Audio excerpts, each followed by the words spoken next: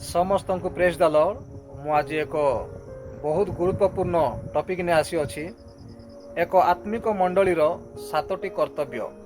कम समय मध्य ए सातटी कर्तव्य आपण मानक सम्मुख रखिबी, ध्यानर सहित शुणु। प्रथम कर्तव्य है एक आत्मिक मंडली रे सुसमाचार थिबा आवश्यक अटे।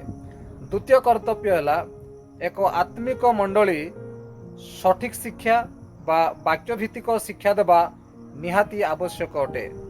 तृतीय कर्तव्य है एक आत्मिक मंडली विभिन्न प्रकार ग्राम को जाए सुसमाचार वाक्य प्रचार करने निहाती आवश्यक अटे। चतुर्थ कर्तव्य है एक आत्मिक मंडली अन्य एक नूतन मंडली गठन करिवार बोझ थिबा निहाती आवश्यक अटे। पंचम कर्तव्य है एक आत्मिक मंडली बाप्तिस्म प्रोग्राम करने निहाती आवश्यक अटे। षष्ठ कर्तव्य है एक आत्मिक मंडली प्रभुज विधि पालन करने निहाती आवश्यक अटे। सप्तम कर्तव्य है एक आत्मिक मंडली जो माने असहाय और निहाती दरिद्र से मानकु साहाय्य करने आवश्यक अटे।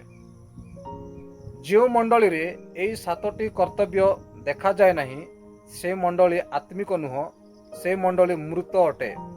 प्रभु ए अल्प वाक्य द्वारा समस्त को आशीर्वाद करंतु। आमेन।